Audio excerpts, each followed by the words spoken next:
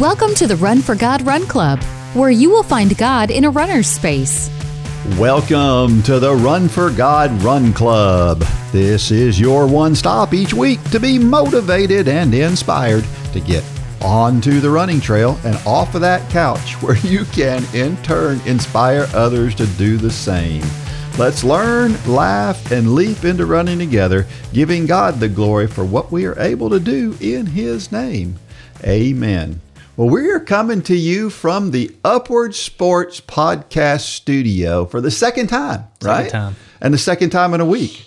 Well, I am your running host, Dean Thompson, and I always like to say that every day that ends in the letter Y is a good day. Today, we're going to share a story from someone with the same attitude. And then I'm going to talk about clearing the junk out of your head. We could all use that, right? And joining me once again is Run for God founder Mitchell Hollis. Thanks for having me, Dean. It's been nice being in this. It's warmer in here too. Is it? Yes. Well, the last studio was a big, huge room. You can't tell it on camera, but it was a big, wide open room. And this one's a small, more kind of intimate room. Yeah. Walls are closer, sounds better. Yeah. And it is warmer. Yeah. Nicer. So, Dean, I gotta admit something. It's happening. Uh-oh. You know, everybody says You're getting old. Beyond 40, it starts to happen. Well, a few years ago, I think I've told the story on here, but Holly and I, a few years back, were at Gatlinburg on a Sunday school trip with our Sunday school class, just kind of a couples weekend. And Holly and I were in one of those gift stores where they have like gag gifts and all this stuff. And we picked up a pair of bifocals, and we were just goofing around. And I put these bifocals. Are these bifocals? Is that what they call it? Or reading glasses. Readers. Yeah, not bifocals. I'm not there yet. So we both put a pair of readers on, and we were like, hey, we can see better with these. Yeah. So we both bought a pair of readers. Well, I only use them at night when we read as a family. I read out of this Bible. It's a small King James Version, New King James Version, but it's got the small print. I thought, that's not too bad. So I've used it for several years reading out of this Bible, and at night it's usually kind of a little bit dimmer in the room, so I needed readers.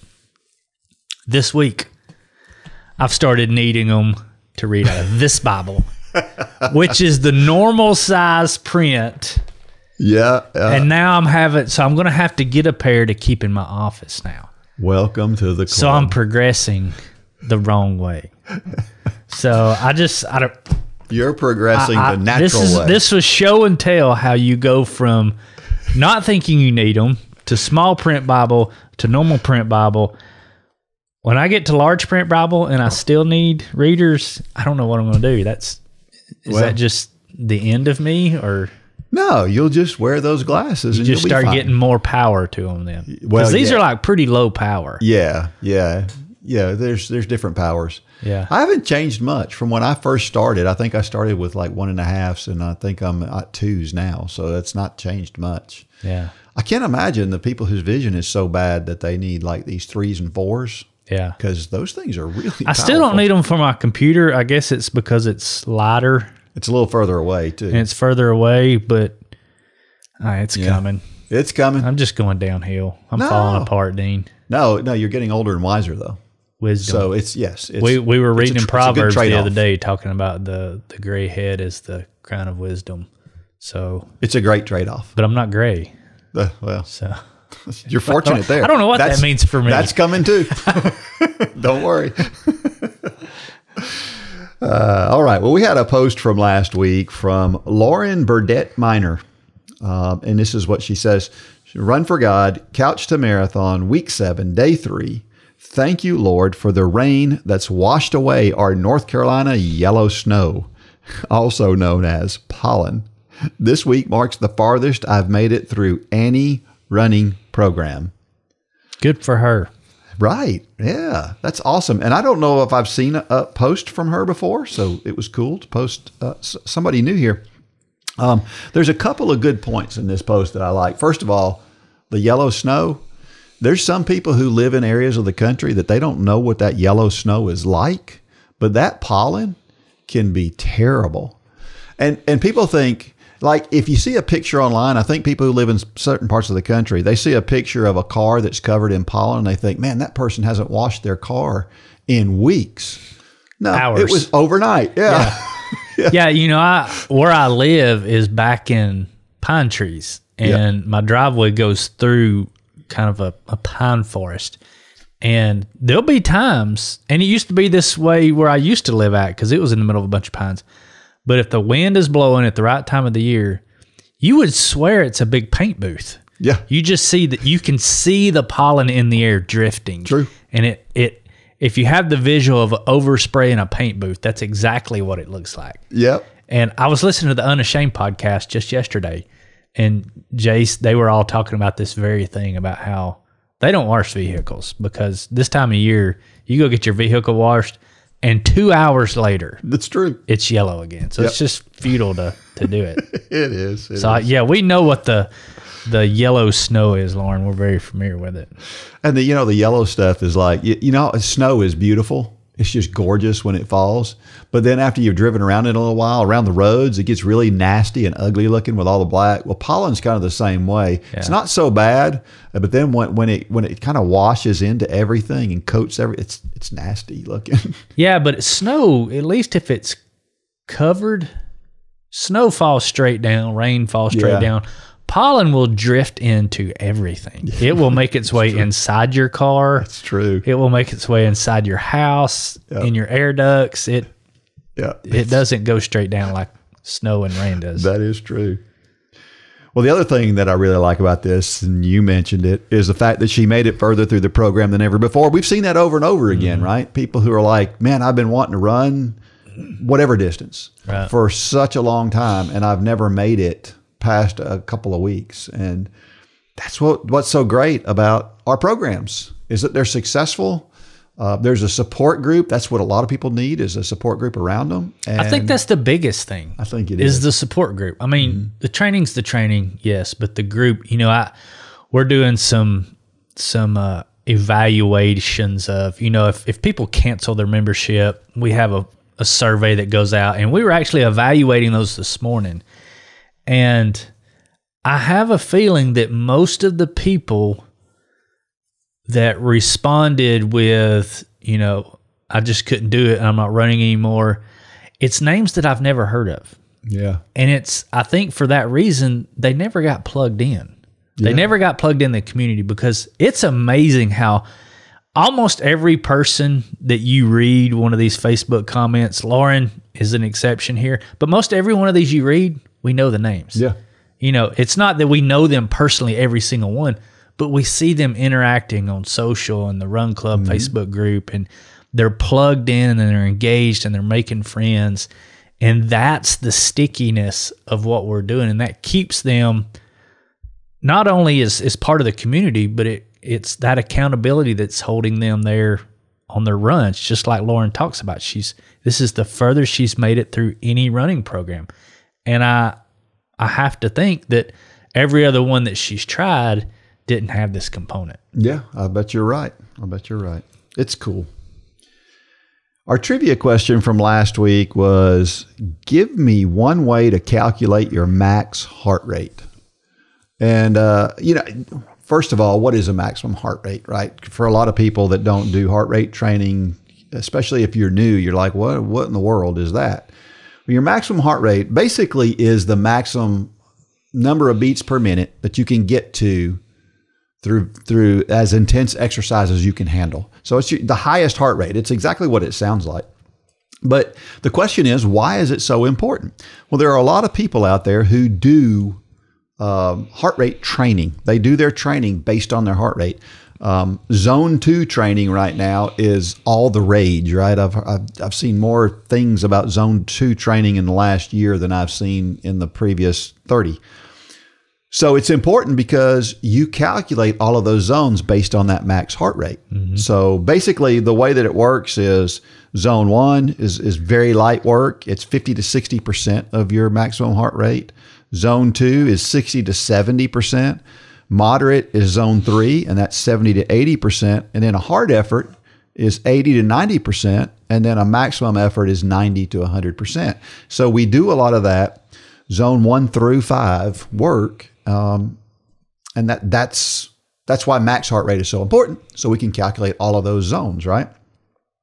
And even if you don't do heart rate training, it's not a bad idea to know and understand your heart rate. And one of the things that I use mine for is I like to look at my resting heart rate, because my resting heart rate tells me how stressed my body is. When my body gets more stressed, my resting heart rate rises. So there's good reasons, and there's lots of other reasons, but that's just one of them. So now to the question: how do you calculate your max heart rate? Well, the easiest, the most popular way, probably, but probably the least accurate, is the old 220 minus your age calculation. So, for example, I'm 58 years old, so I would take 220 minus 58, 162. That would be my max heart rate, is 162. Well, I know mine is higher than that. There's a couple of other simple mathematical formulas that they say are a little bit closer. So if you're over 40 especially, a little bit more accurate formula would be to take 70% of your age, so multiply my age times 0.7, and then subtract that number from 207 is another way. And then if you're really active and you're over 40, which is where I would fall in, it's 211 minus 64% of your 211 minus 64% of your age. So all of these give a different number. So when I take those three formulas, I get 162, 166, and 174. So how accurate are these calculations? They're not great, but the 174 probably close for me. So yeah, I mean, they've never been accurate for me. I remember, way up into my late 30s, I still had a max heart rate of 200. And if you did the old 220 miles your age, that wasn't accurate. I would like to park here for just a second, because while especially in like the 5K challenge or some of our beginner programs, we don't recommend getting into this. One thing that I always kind of take this stuff back to the kids. We used to teach the young athletes these principles because it can help you in your training. And I think it's the same for new runners.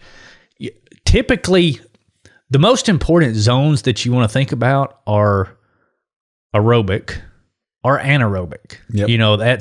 It's the point where your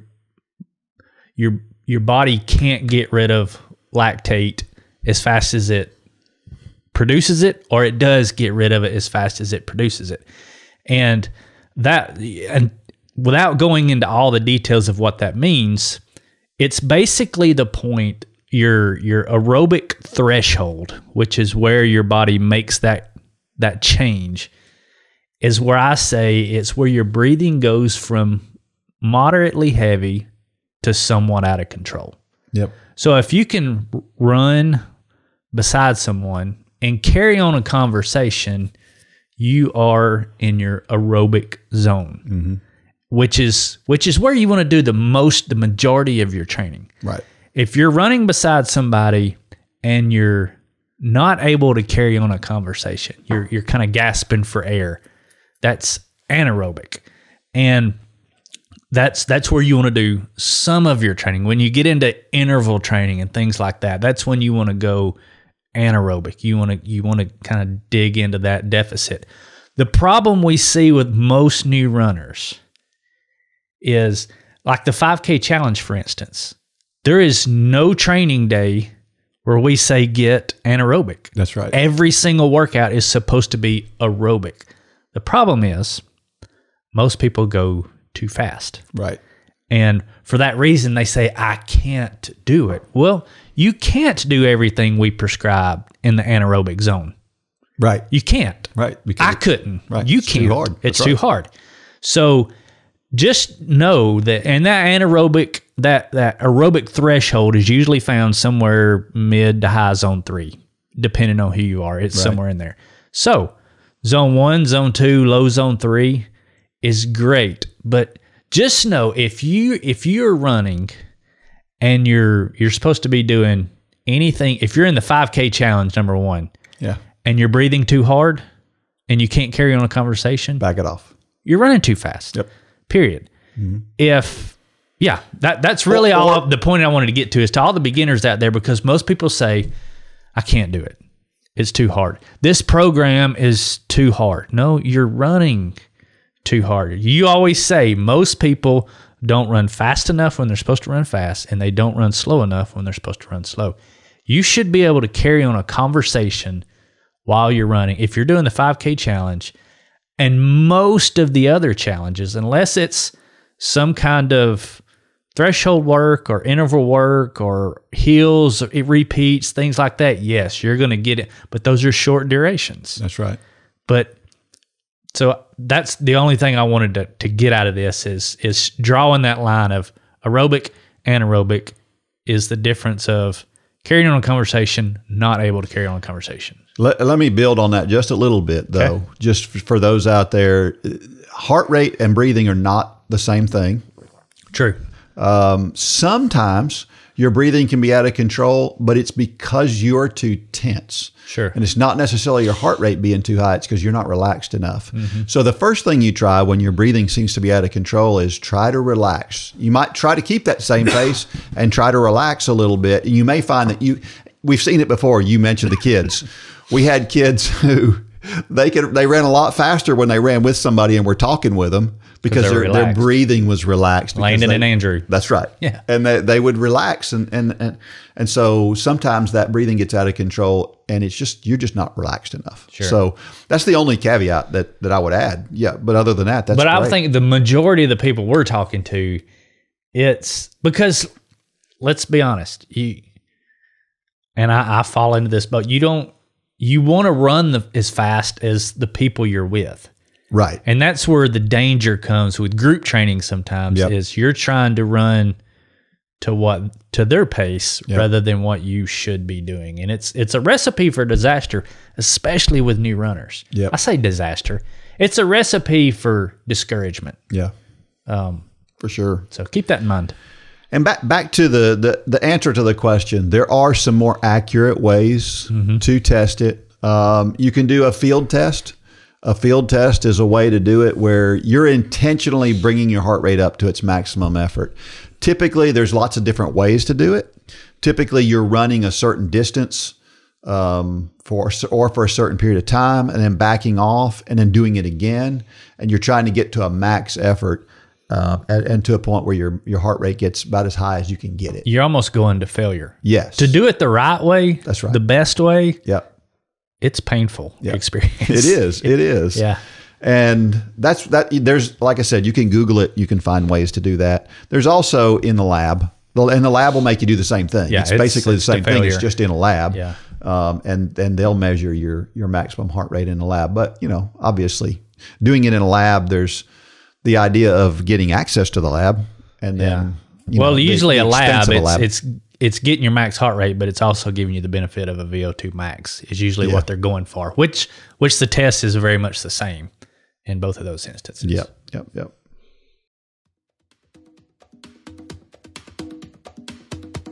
Upward Sports equips churches to run self-sustaining sports ministries in their communities. Whether you're a sports fanatic or on staff at a church, Upward Sports will give you all the tools you need to run a first-class sports ministry that allows you to reach families in your community. Upward Sports offers basketball, soccer, flag football, cheerleading, volleyball, baseball, and softball through league and camp offerings. At Upward Sports, we want to help your church make a difference and give you increased opportunities to share the gospel. Learn more today at upward.org. That's upward.org.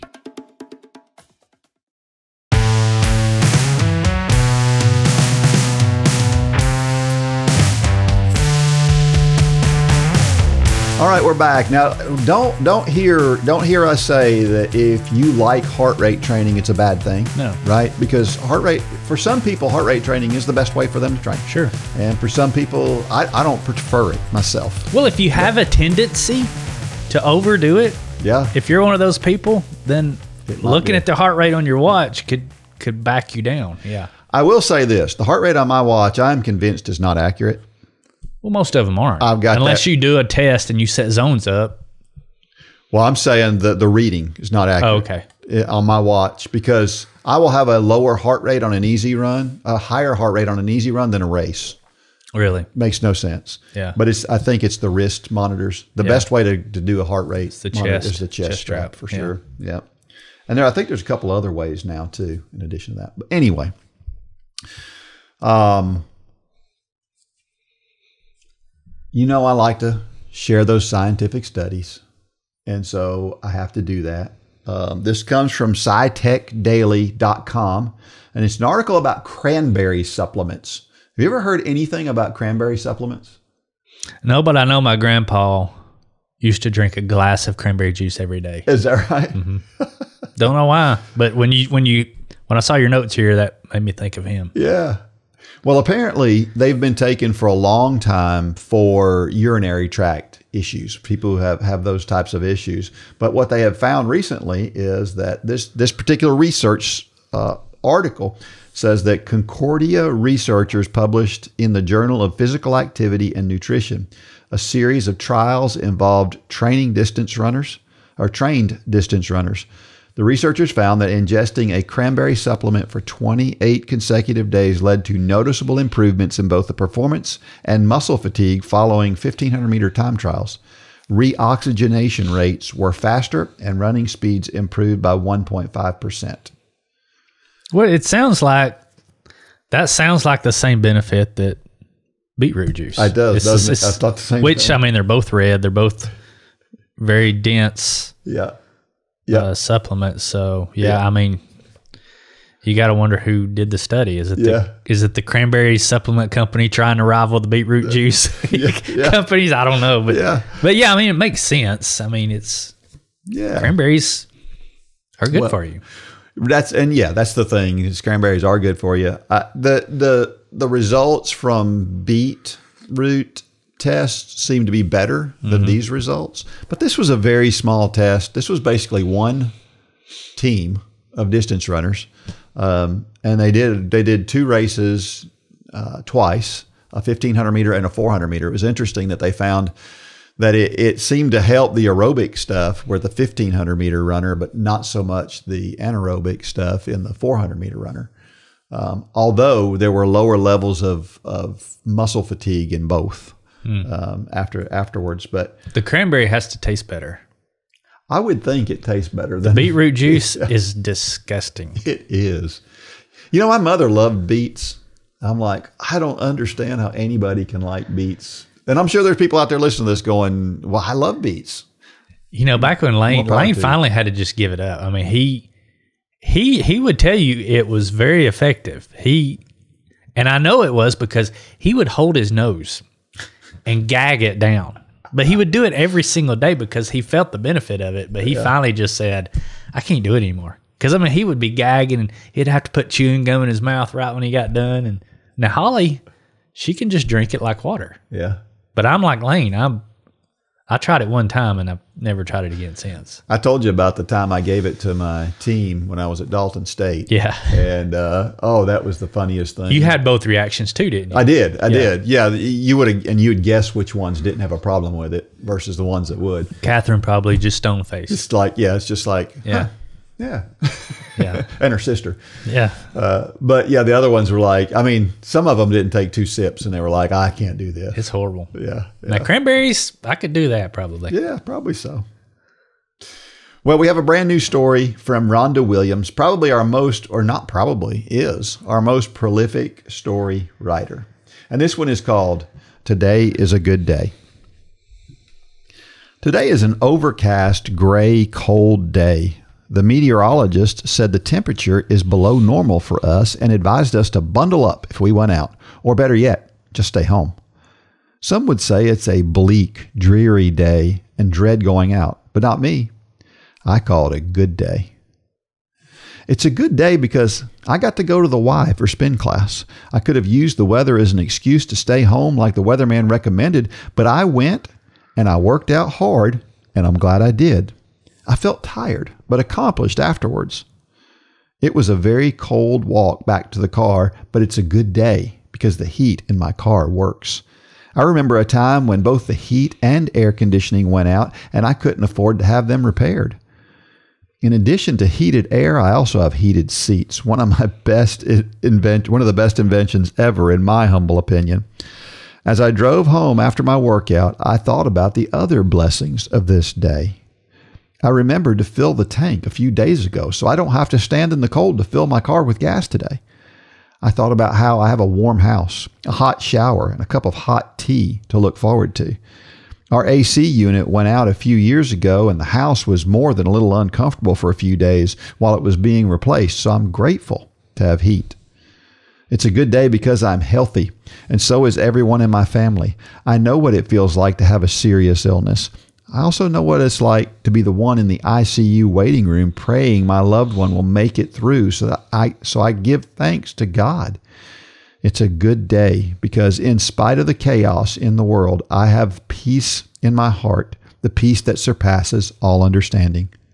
It's a good day because it's only January 3rd and I have completed 2 runs and a spin class. I'm off to a good start. I can remember very slow starts in the past and then the regret I felt when spring arrived and I realized I was way behind with my training plan. I'm healthy, not injured, and able to run, bike, and swim, so that definitely makes for a good day. I have suffered injuries that have sidelined me for weeks or even months, so I'm grateful to be healthy and able to do what I love. Thank you, Jesus. Most importantly, it's a good day because it's a God day. I have comfort of knowing He is in control and can do what I can't. He is always with me, so I don't have to fear and can look forward to my day, my week, this next year. It's a good day because God loves me. It's not because I'm disciplined with my training and nutrition plan. He loved me when I was an obese couch potato. It's not because I try to be kind, compassionate, and humble. He loved me when I was disrespectful, selfish, and stubborn. He doesn't love me because I seek Him and listen for His voice every day. He loved me before I knew Him, and He loves me in spite of my failures. It's not because of who I am. I have done nothing to earn His love. He loves me because of who He is. So I smile as I look out the window at the gray, dreary day. It's a very good day. Man, what a great story, Rhonda. Great perspective, huh? How convicting. Yeah. I mean, how many times do we come home and we talk about the bad things of the day? Yep. And then it affects our whole afternoon. It will. It will. Great story. You know, it makes me think about how, when somebody asks me how I am, I always say I'm just right. And it's funny because that's just my automatic answer. A lot of people say I'm fine. I say I'm good. Yeah, something like that. I say I'm just right. It's become such a habit now that it comes out of my mouth before I even think about it, right? Well, I feel like that has an effect of making me feel better than I do. Mm-hmm. Because it's the automatic reaction is a positive one rather than a negative one. Mm-hmm. And it makes me just feel better. And I get positive responses from people in return. We believe the things our lips say. That's right. It's you can talk yourself into feeling bad, or you can talk yourself into feeling good. Yep. Just by hearing the words you're saying. 100%. Yeah. We rub off on people. People rub off on us, and it's good to be that person that rubs off on others. One of the things that whenever I'm running, I run down Red Clay Road. Nobody don't tell them how many thousands of miles I've run on Red Clay Road, and as I run down the road, I usually wave at cars. I don't wave at the ones that come real close to me. I wave at the ones that give me room, which is 95% of them. Yeah. And I wave at them as they go by. Well, what I notice is that after a while, because it's obviously there's a lot of the same people traveling that road, they start waving to me before I wave to them. Well, people don't wave in their cars to runners as they're running. They know who I am. And they know I'm going to wave at them, so they preempt me and they wave at me. It's just having a good impact on other people, right? And there's so many ways for us to be able to do that. So I want to challenge you to something, because I've done this in the past. I started waving back when I was running a lot. I started waving at the people who got too close to me. Yeah. Guess what happens the next time they come by you? They get further away. They get further away. Well, I've told the story on here before, I think. There was a guy who I went to church with who was, he would get just dangerously close. Yeah. And I didn't know whether he was an older guy. I didn't know whether he couldn't see or if he was one of those, I'm on a road and you don't belong here. I didn't know what it was. But I also didn't know him. But I did know he was a brother of one of our church members. Well, he started coming to church. And so I met him at church. The next time after I met him at church, the next time he gave me plenty of room. It's funny how that works, isn't it? It is, yeah. Yeah. That's a good point. Now, some people are just recklessly close. You know, it's almost like they're trying to get too close to you. And I don't. That was the way this guy was. Really? So, yes. Yeah. So, but it's a good point. I need to wave at those people and see if that changes. It will. Yeah. It will. Because it's almost like you start to, because as many times as you run up down that road, you probably see these people no telling hundreds of times in a year. Yeah. And so it's like you get to know each other, but you've never talked to them. That's true. Yeah. That's cool. Colossians 3:2 says, set your minds on things above, not on earthly things. Boy, man, I get off the rails there too much. Every one of us, all of us, right? Yeah. Yeah. And we, if we'll just focus, if we'll get up every morning and we'll spend some time in prayer and in the Word, it'll change our whole day. It's the dumbest things usually, though. I mean, it is the dumbest. I'm just being transparent here. That's true. I mean, last night I had something just get under my skin, and it was, I was sitting here this morning reading through my Bible, and I thought about it, and I was like, how dumb are you? I mean, it was the stupidest thing. And we let these worldly things, and that's where the devil, he knows how to slide those things under the door and serve them up right in front of your nose. Yeah. And but where's our focus? Because I let my focus go there. Yeah. And that's my struggle. Yeah. Is the little things. I have a struggle with whenever I'm trying to do something and something goes wrong. I have things go wrong. If you're building or you're creating or whatever you're doing, things are going to go wrong. And I have just a habit of it sounds like I'm just flying off the handle. I'm really inside not as off the handle as I sound. I've never seen that with this technology in here. Right. Right. But that's kind of where I go. And then, but I think it's partially you, but mostly Debbie. She'll get on to me when I do that and just point it out. That's all she has to do. She just has to point it out. And then I realize, okay, all right. I think my patience has gotten better. Yeah. But if I had any kind of clinical test, I'm all the acronyms. And I think that part's gotten worse. It's like if something's out of place, that's what gets, I don't know. I've gotten worse in that area, and it's not because I want to, for sure, but I don't know why. Maybe that's an age thing. I don't want to be the grouchy old man, but I can feel myself slipping there every now and then. I have to pull myself back, or my wife lovingly pulls me back. The most patient lady. And it's all right here. It's all in these 1, 2, 3, 10 words. Yep. Set your minds on the things above, and those things won't bother you, is basically what this verse in Colossians is saying. Well, in a more direct verse, more descriptive verse is Philippians 4:8, where it says, finally, brothers, whatever is true, whatever is honorable, whatever is just, whatever is pure, whatever is lovely, whatever is commendable, if there is any excellence, if there is anything worthy of praise, think about these things. But see, we can distort what those things are in our minds. That's true. We can. Yeah. This needs to be this way to be worthy of praise. And we pervert that. Yeah. We do. Yeah, that's a good point. I do. Yeah, that's a good point.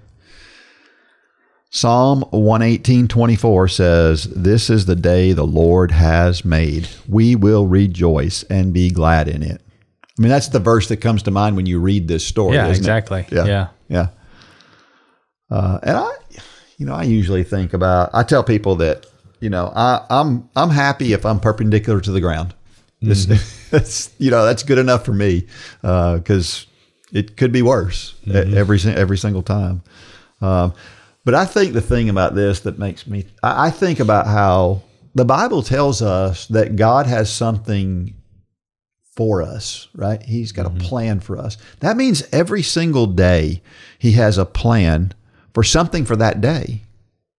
And how different would life be if every day we woke up and thought, what does God have in store for me today?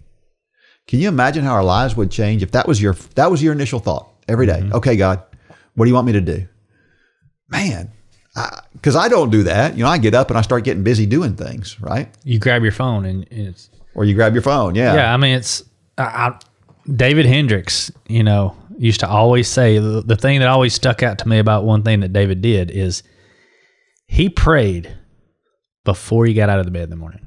Yeah. He talked about that a lot, what a difference that made, because I mean, if you're like me, you jump out of bed, you go into the bathroom to take a shower or whatever, you grab your phone, and the first thing you do is check messages or emails, or something's going to pop up to catch your attention, and it's like poof, that moment is gone. But if you can start that moment in the right frame of mind, it can change your day. Yeah, it surely can. That's a great idea. I stretch before I get out of bed in the morning. That'd be a lot better use of my time rather than stretching, wouldn't it? Or maybe I can pray while I'm stretching. Sure. Yeah. Romans 5:8. But God demonstrates his own love for us in this: while we were still sinners, Christ died for us.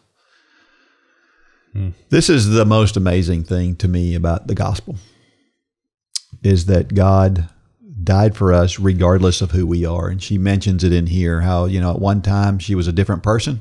God still loved her then. No matter, we were talking with the youth last night at church, and we were driving that point home that God loves everybody. That person that you don't like, that person that you think is maybe even a terrible person, God loves that person. Mm-hmm. And it's true.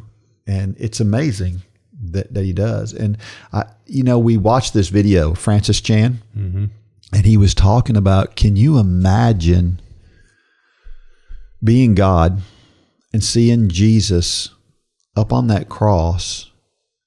Or, no, I think he was talking about when he was praying in the garden, and he was saying, God, please take this from me. Mm-hmm.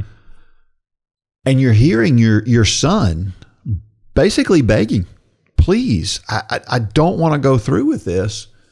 And yet he loves us enough to tell his son, this has to be done. I mean, the depth of that love is just incredible to me. Yeah, and I heard somebody put it in kind of an earthly metaphor one time. They said, imagine that same scene where Jesus is in the garden.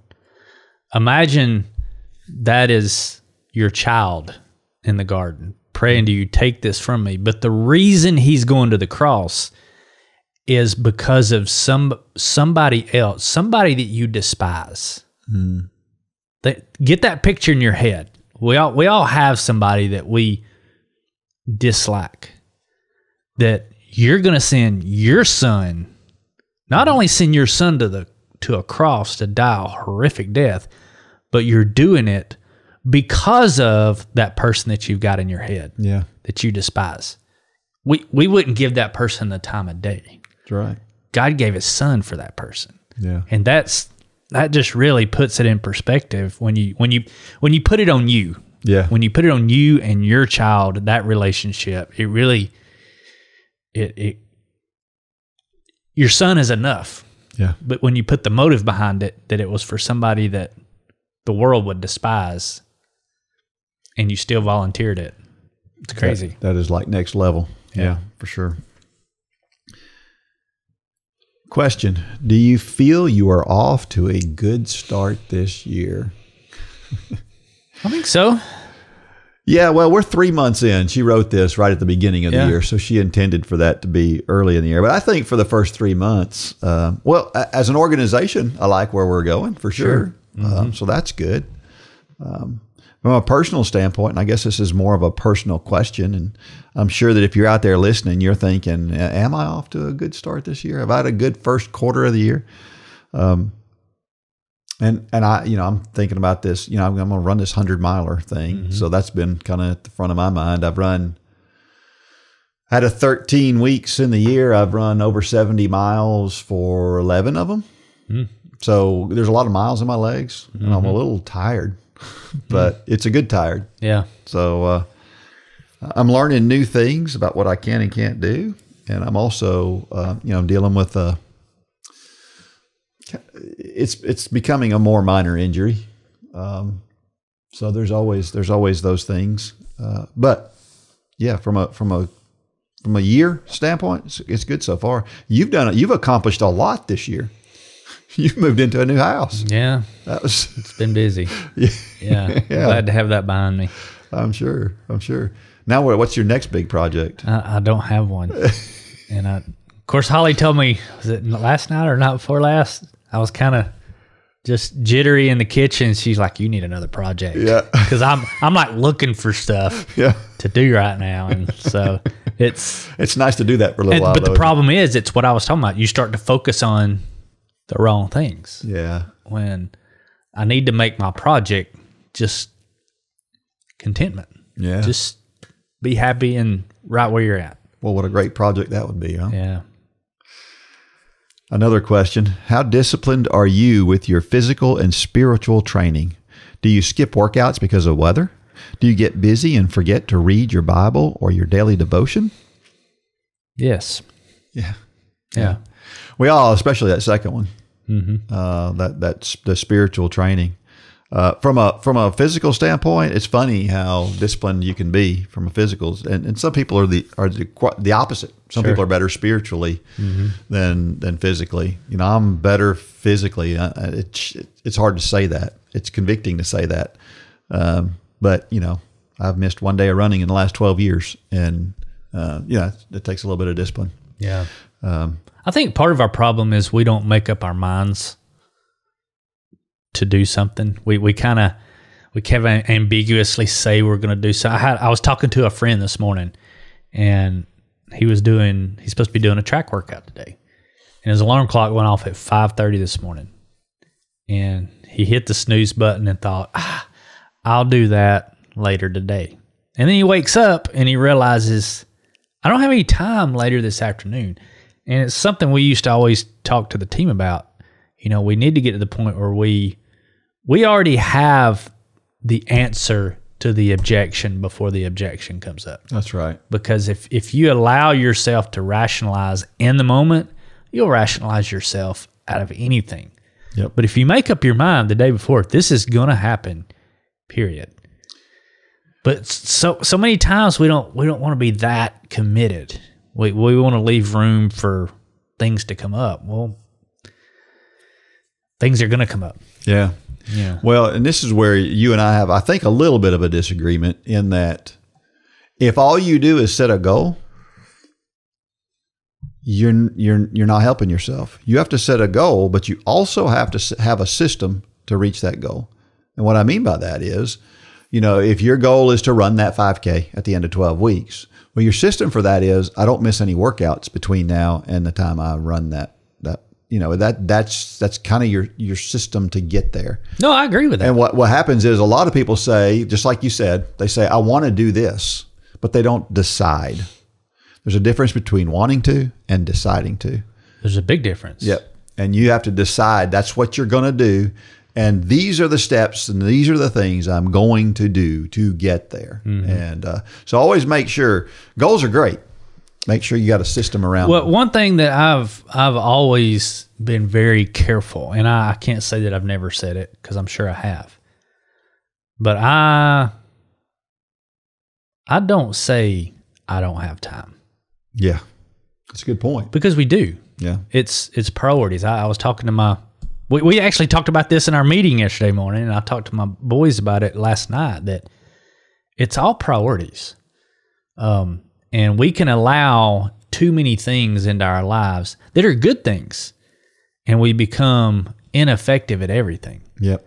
And sometimes we have to say no, even to good things, so that we are effective in the things that we do say yes to. But to make the comment, I don't have time, I want to step out on a limb and say nobody can really say that. We've all got 24 hours in a day. It's you decide how you're going to use those 24 hours. Yeah. Nobody else really decides for you unless you're in a prison somewhere. We all have the free will to choose how we use those. Yeah. We have time. And sometimes you need to get creative on that. You know, I went through one of the Bible in a Year podcasts this past year. And you know when I did it? I did it while I was in the shower. I got a little speaker in my shower, and I play it while I'm in the shower. It was great because you're not, your mind's usually wandering to other things while you're in the shower, and that gave me productive time while I'm being productive. So there's ways to be creative. But a lot of times it takes sacrifice. I go back to, when I trained for the 2 Ironmans that I did, I had a career, I had a wife, I had 2 young kids. I was coaching a triathlon team. But sometimes it means being on the bike in the middle of Cleveland Highway at 3 a.m. in the morning. Yep. Because you want to get that up, but you still want to. The problem is we try to add more things and not change our schedule. And we're just not, even if you are there for your family, you're a zombie, or we've got to learn. I told my boys last night, no is a complete sentence. Yeah. We talked about that yesterday morning in our meeting. Yeah. But we feel like we have to say yes to everything, and that's not good for anybody. That's very true. I think we've got a little bit off topic there. But that's good. Good stuff. Last question. Have you been trying to earn God's love? That's a very direct question. And a tough question. And the reason why I say it's a tough question, this goes back to the faith versus works argument. And sometimes you wonder, why am I doing this? Am I doing this because I feel like God wants me to check it off a list? Or am I doing this because I know God wants me to do it? There's a little tiny fine distinction between those two things, but it's important. If all I'm doing is saying, okay, God wants me to read my Bible every day, and so I open it up and I read my Bible every day to check it off. I get in my chapter a day or whatever it is that I'm going to do. Am I really accomplishing anything? As opposed to, I'm going to go in there and I'm going to take a half an hour to dig as much as I possibly can out of that chapter. It's a huge difference, but it's really, you're doing the same thing. You're taking the same time, but it's a whole different attitude. It's your motive. Yeah. Yeah. So I don't know. What about you? Yeah, I agree. I mean, it's the difference. I tend to pull everything back to my relationship with my boys, and there are things that they do that they do it so they don't get in trouble. And then there are the times that they do things and I'm like, wow, they didn't have to do that. But they did it to please their mother or I. Yeah. And to me, that's the difference. It's sometimes we do things because we feel like it's going to keep us out of hot water with God. That's not how God wants us to serve Him. Yeah. He wants us to do it out of love and respect, and that is doing those things is a result of those two things.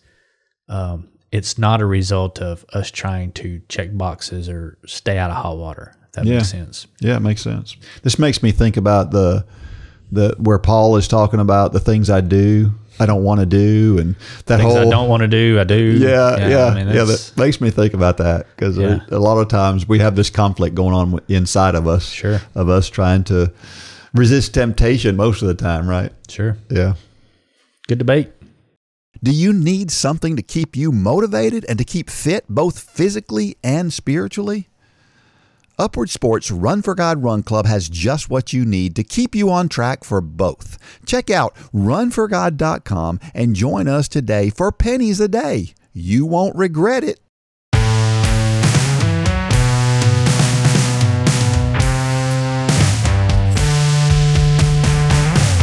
All right, we're back. Last week we mentioned that a woman had finished the Barkley Marathons.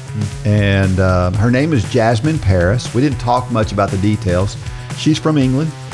And this is such a notable accomplishment. I thought it would be a good idea to share some more details And this was interesting because I had not seen this before the race, but I saw a video of Gary Cantrell, the race director, of him talking about, somebody was asking him, do you think a woman will ever be able to finish the race?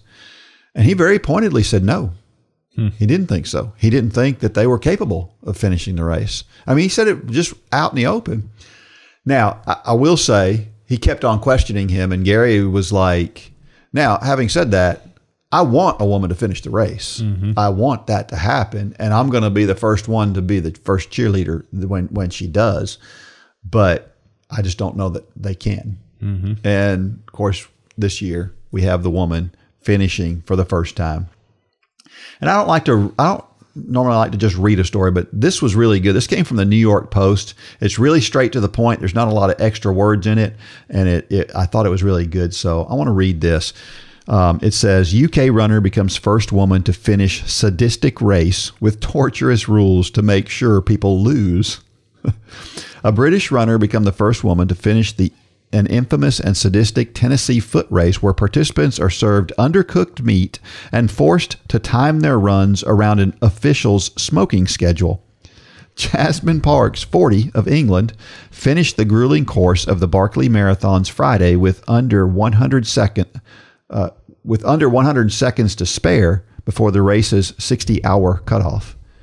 The race is designed for failure, with participants tasked with finding pieces of paper hidden in the woods.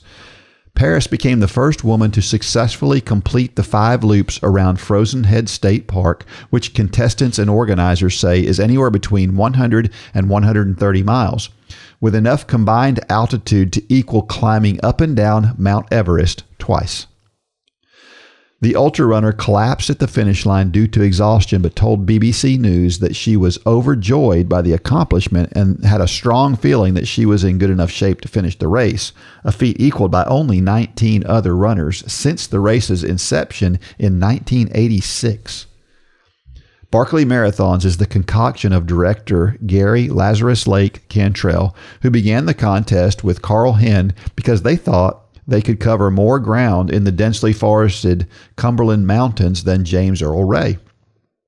Ray, the assassin of Martin Luther King Jr., only managed to cover 12 miles in 54 and a half hours in the steep, rough terrain after his 1977 prison break from a now shuttered penitentiary on the current racecourse, according to the documentary Barkley Marathons, the race that eats its young. Cantrell's eccentric race starts with a complex application process that he changes to make it more difficult every year. Would-be runners have to mail an essay to Cantrell on a certain time of a specific day of the year, according to the documentary Runners' Message Boards and published reports. If applicants don't know when that is or where to send it, they're out of luck. The race has no website or official entry list. Out of more than 1,000 typical annual applicants, Cantrell sends condolence letters to about 40 successful ones, some of whom are handpicked by him to be human sacrifices because he knows they will fail. The letter reads in part, "Good luck, morons." Those who make the cut have to send in a $1.60 fee, a license plate from their home state or country, a specific piece of clothing, or 1 pack of Camel cigarettes, depending on the applicant's status. The race is always in the early spring, but its exact date is intentionally kept shrouded in mystery. When runners finally arrive, they are treated to pre-race barbecue where some of the meat is intentionally undercooked by Cantrell, just to keep the runners on their toes. Then, to dial up the psychological warfare, the race could start anywhere from midnight to noon, depending on the director's whim. He gives the athletes 1 hour heads up by blowing into a conch shell and then officially kicks off proceedings by lighting one of those camels, which functions as the starting gun. Then there's the actual race. The course map is provided only on one single sheet of paper, which runners have to study and memorize. There are no markers on the unforgiving trail, which is run in both directions at all hours of the day and night in weather ranging from below freezing to stifling hot, depending on the altitude. The contests are required The contestants are required to find and rip out about 60 to 75 pages corresponding with their bib number in notebooks hidden along the route to prove they have been there. And the bib number changes during each lap just to keep them honest, along with the direction of the course. There are no aid stations on the course except water at 2 places. Phone and GPS equipment are apparently not allowed. If anyone fails to finish a lap in less than 12 hours, they are disqualified. In 2017, a runner, Gary Collins, was deemed ineligible after traversing the 67,000 feet of elevation because he finished the race 6 seconds after the cutoff. All these challenges and setbacks made the accomplishment all the more sweet for Paris, who has set records in the Bob Graham and Ramsey rounds, as well as winning the Dragon's Back race in 2019's Montagne Spine race. This year marked Paris's 3rd straight attempt at finishing the Barkley Marathons. Last year, she became the first woman to finish 4 laps. She collapsed in agony and ecstasy at the finish line, her legs scratched from bushwhacking the under-groomed course with her bare legs. It still hasn't really sunk in that I've finally done it, she reportedly said, as word of her triumph went viral in the UK. This year, I had a strong feeling in the months training leading up to the race that I could do it. Those final moments have redefined for me what I'm capable of. Photographer David Miller captured her victory, which he called the greatest ultramarathon achievement of all time. There was a lot of anticipation at the finish line, and 3 minutes before the 60-hour cutoff, we heard shouting and a roar, and it was people cheering Jasmin on. She was sprinting and giving it her all as there was no room for error because otherwise she would not have made the cutoff, she said of her 59:58:21 finish. She touched the gate and collapsed in exhaustion. It was the best thing I've ever seen. It was unbelievable. 4 other racers also finished the race this year, marking an astonishing success rate for an event that has seen no finishers on more than half the times it has been held.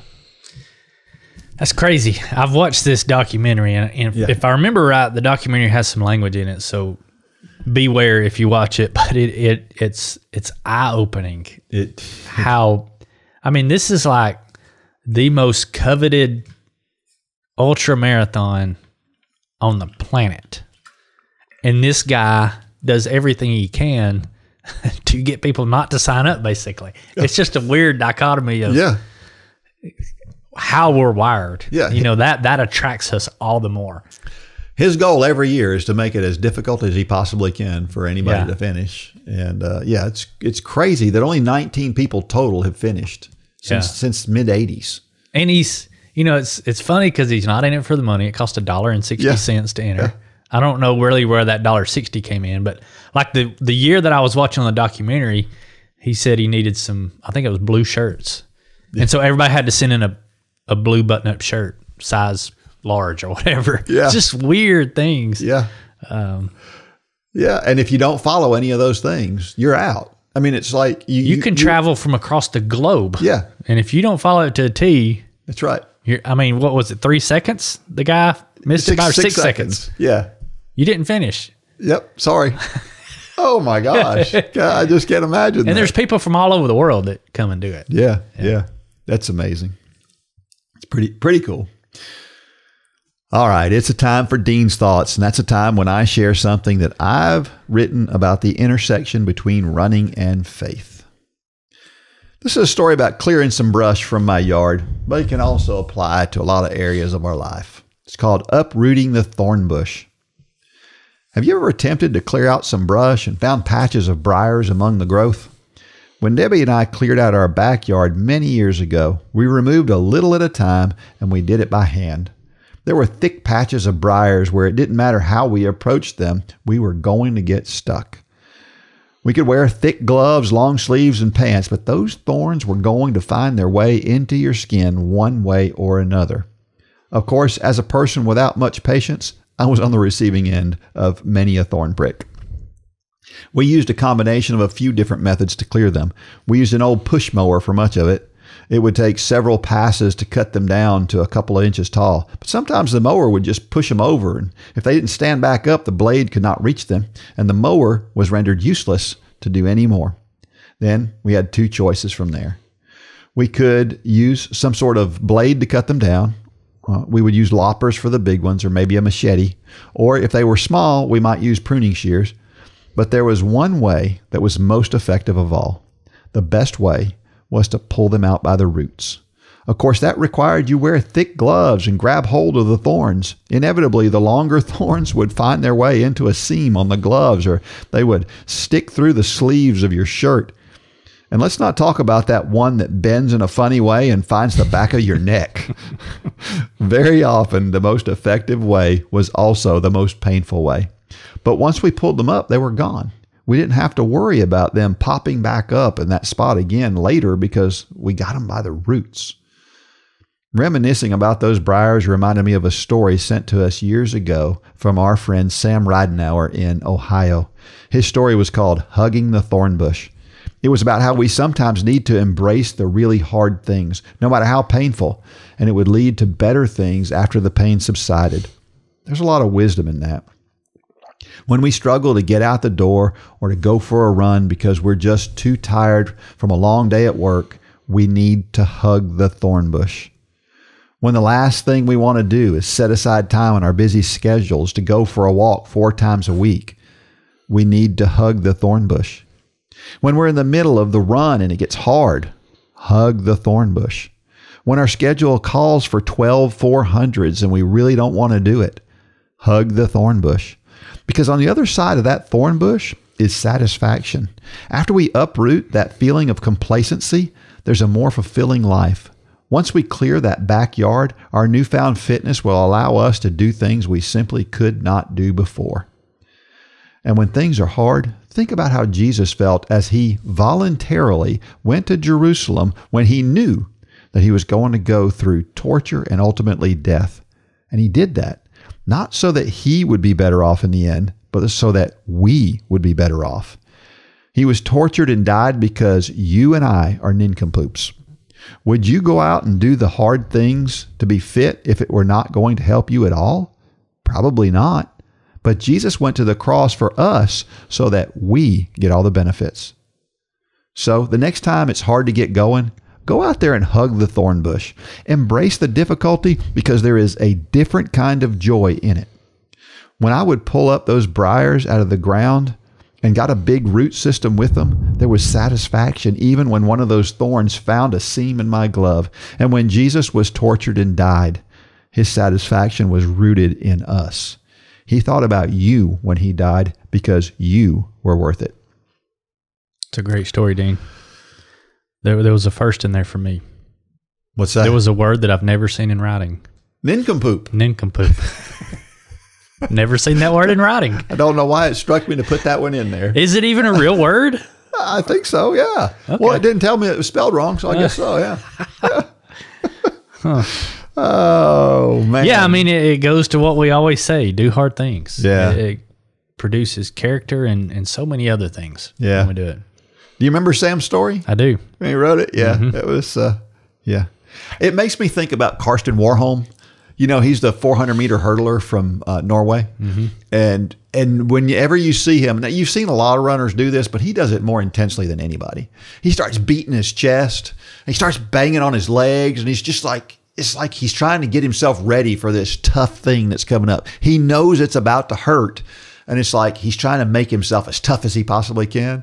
That's what I think about when I read his story and I think about hugging the thornbush. That's kind of what he's doing, right? You've got me dreading my work. I'm this weekend, I'm actually clearing a whole privet hedge, thornbush area out at our house. And yeah, you've got me dreading it. 'Cause I do. I mean, that especially that one that hits you in the back of the neck. I know exactly what you're talking about. Yeah. Comes out of nowhere like something attacks you. Yeah, it's really weird because you think you're being careful. Yeah. And then boom, one gets you. Yeah. And then once it's in you, you can't get it out. Yeah, then you freeze and I've picked enough blackberries in my life to know exactly what that feels like. Those are the ones that get you the most. Yeah.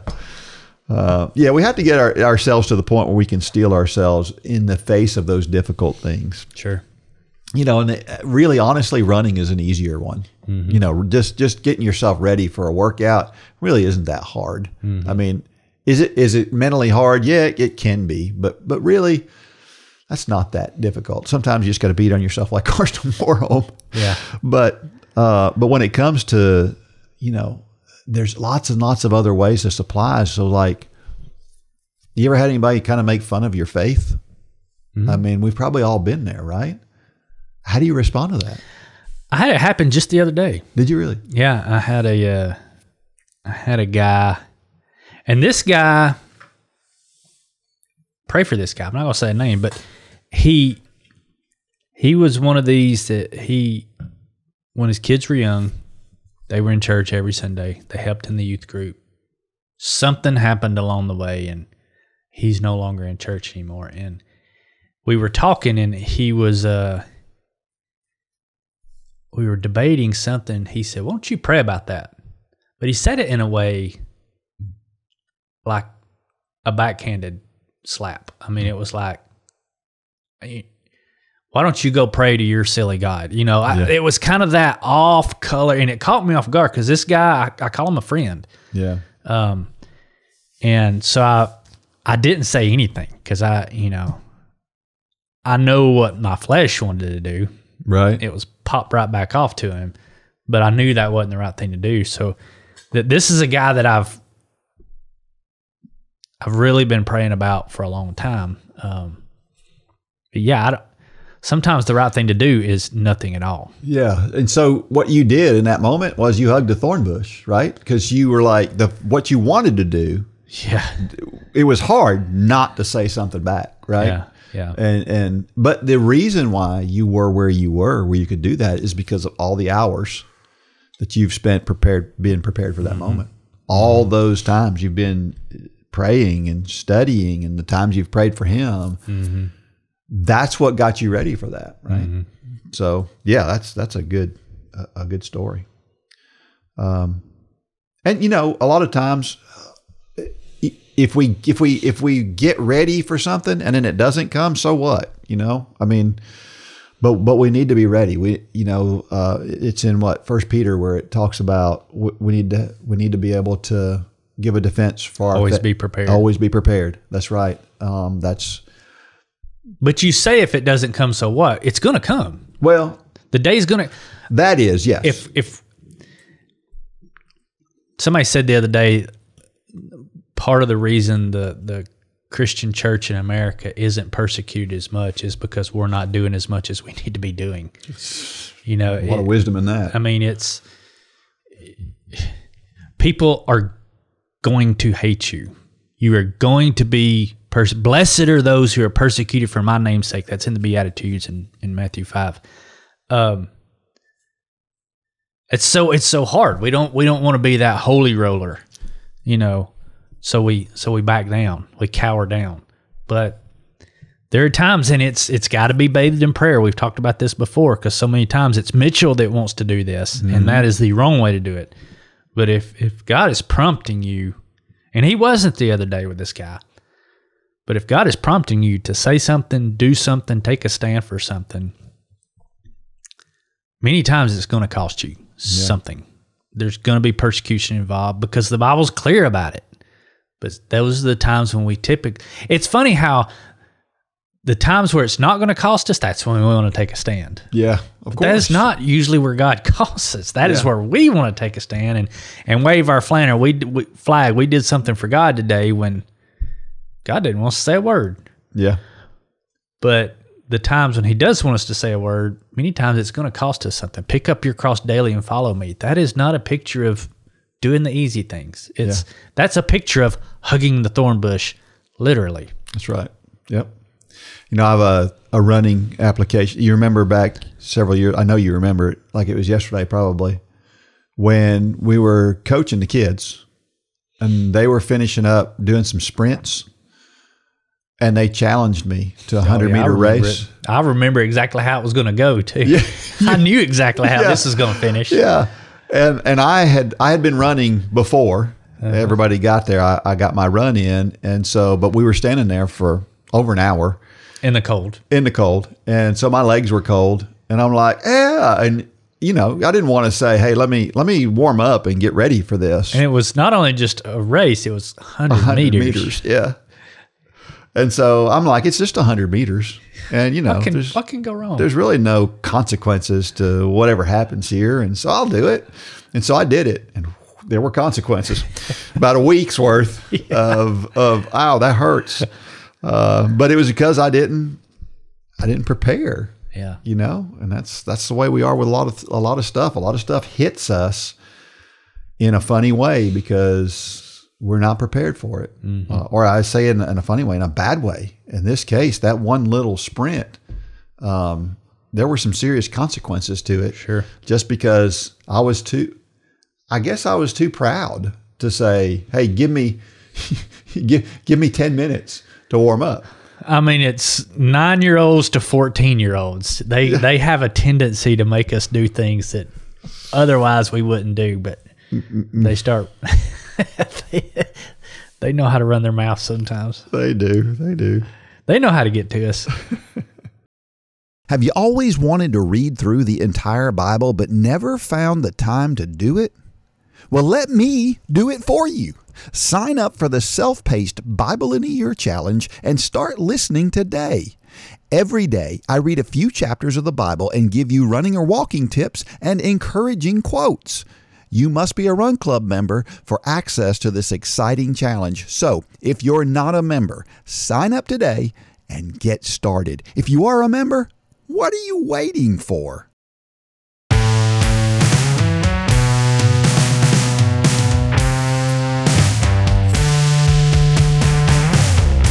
Well, every week I share a reason why running and or walking is so awesome, and this is this week's reason.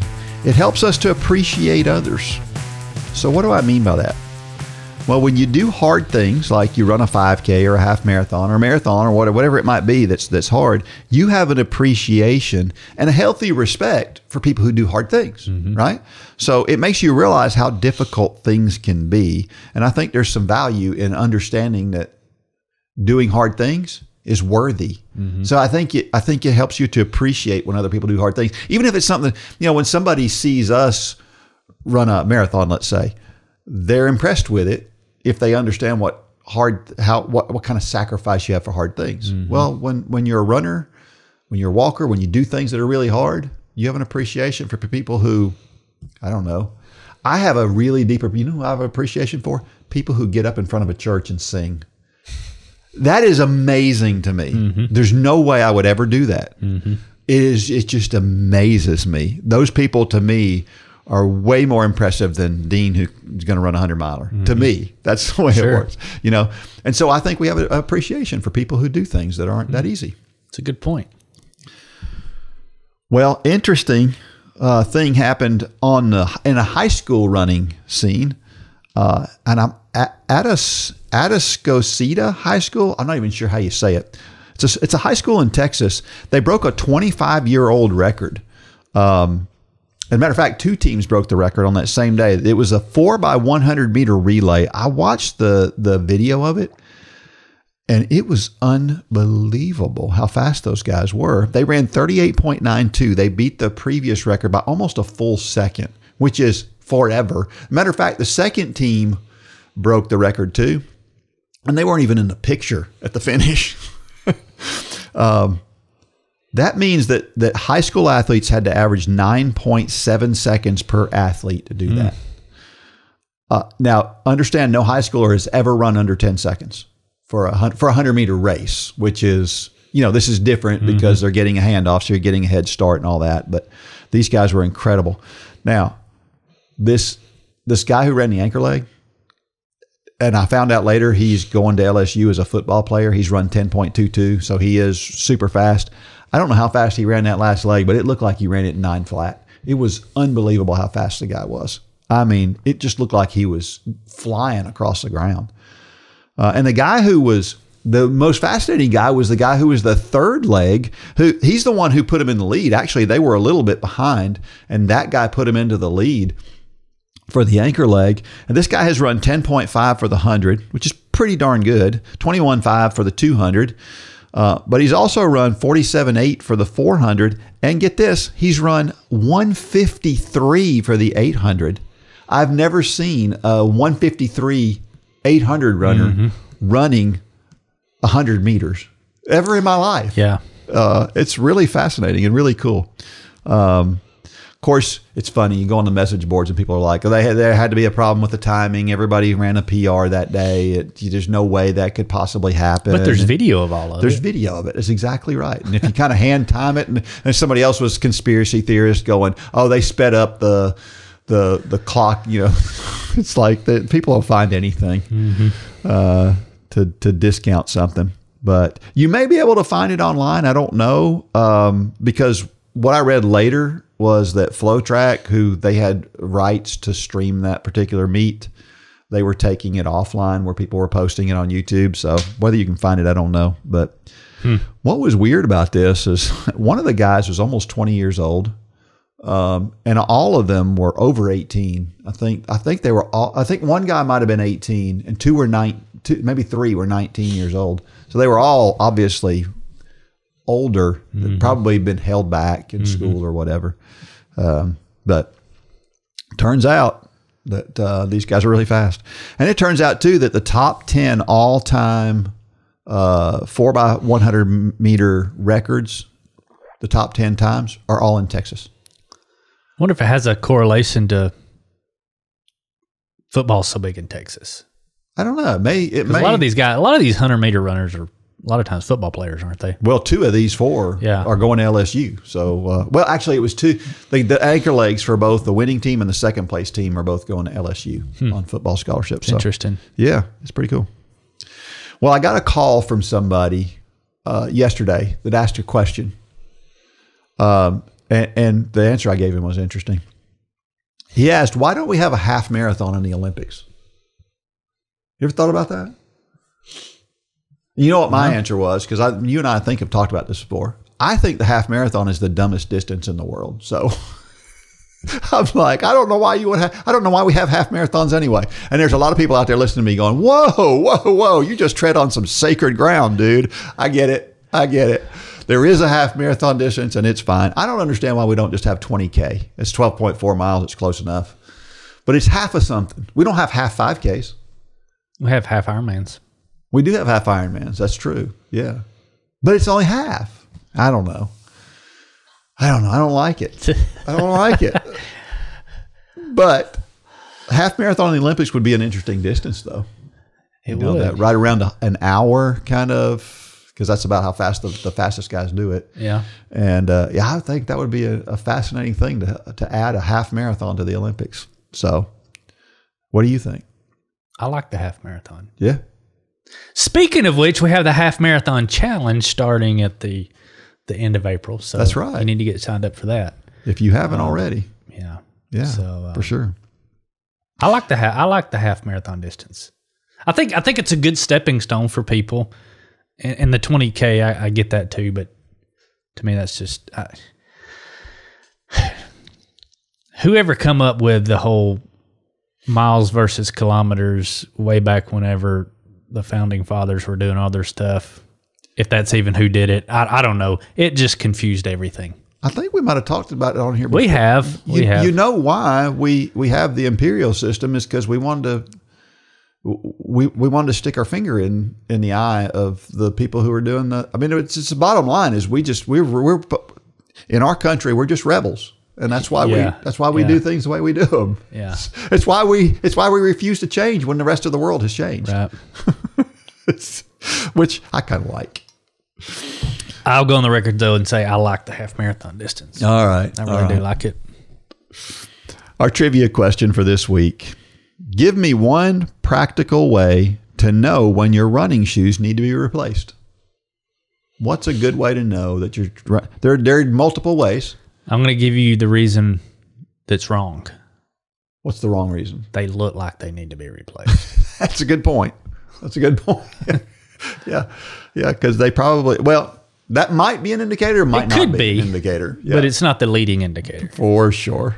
And if you know the answer to that, send it to dean@runforgod.com. And if you are a member of Run Club and you're the first person to answer that question, you will win $20 off in the Run for God store. So get on it. Send that to me. I'll leave you with this motivational thought of the week. It comes from Brian Tracy, motivational speaker. He said, move out of your comfort zone. You can only grow if you're willing to feel awkward and uncomfortable when you try something new. If you Find your comfort zone and leave it. Yep. If you don't feel awkward, you're probably not far enough outside your comfort zone, right? Sure. You should feel awkward occasionally. Back to the same way we ended the last podcast. Eleanor Roosevelt, do something every day that scares you. Sure. And you'll be well off. All right. 211 episodes down, and we're going to keep this thing going. I think we got something going here. We might even do a 212. I think we're going to make it. Yep. I think we're going to make it. I told my wife, my wife and I were joking. I don't know if I've talked about this on the podcast, but coming from a construction background, we have physically seen more than one, maybe two or three, maybe three or four. We've seen actual divorces during the house building process for customers. And so Holly and I have been joking the past month or two, I think we're going to make it. Yep. I think we're going to make it building this house. But Good stuff. Yeah, my house, the house that I live in now, I bought from a couple that was divorcing. During the building process. During the building process. Yeah, the house was not complete when I bought it. If you want to test your marriage, build a house. That's the way to do it. Yeah. But I don't recommend it. Yeah. All right. Until next week, may God bless every step of every run and or walk. Go out there and shine your light. Good job, Dean.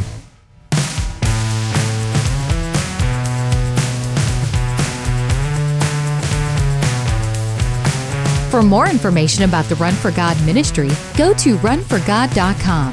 If you have questions about your salvation, click on the Peace with God tab. There's nothing more important.